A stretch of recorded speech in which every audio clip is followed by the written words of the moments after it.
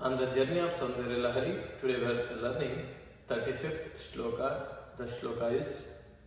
Manastvam Vyomatvam Marudasi Marutsarathirasi Tvamapastvam Bhumistvayi Parinatayan Nahi Param Tvameva Svatmanam Parinamayitum Vishwavapusha Chidanandakaram Shivayuvati Bhavena Bibhrishe Manastvam Vyomatvam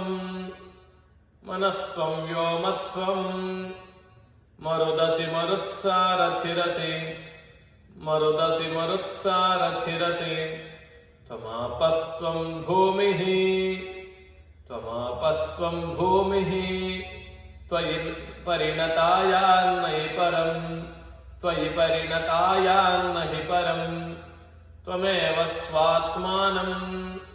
Tvameva Svatmanam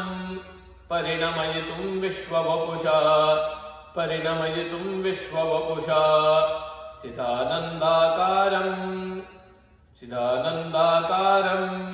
Shivayuvati Bhavena Bibhrishe Manastvam Vyomatvam Marudasi Marutsarathirasi Tvamapastvam Bhumistvayi Parinatayan Nahi Param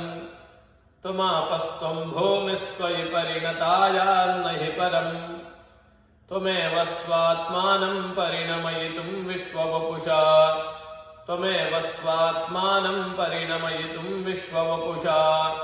Chidanandakaram Shivayuvati Bhavena Bibhrishe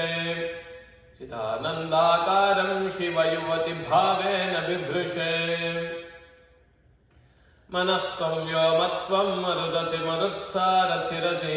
Tvamapastvam Bhumistvayi Parinatayan Nahi Param Manastvam Vyomatvam Marudasi Marutsarathirasi Tvamapastvam Bhumistvayi Parinatayan Nahi Param Tvameva Svatmanam Parinamayutum Vishwavapusha Chidanandakaram Shivayuvati Bhavena Bibhrishe Tvameva Svatmanam Parinamayutum Vishwavapusha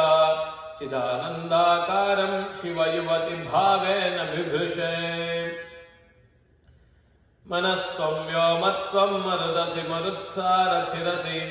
Tvamapastvam Bhumistvayi Parinatayan Nahi Param Tvameva Svatmanam Parinamayutum Vishwavapusha Chidanandakaram Shivayuvati Bhavena Bibhrishe Manastvam Vyomatvam Marudasi Marutsarathirasi Tvamapastvam Bhumistvayi Parinatayan Nahi Param Tvameva Svatmanam Parinamayutum Vishwavapusha Chidanandakaram Shivayuvati Bhavena Bibhrishe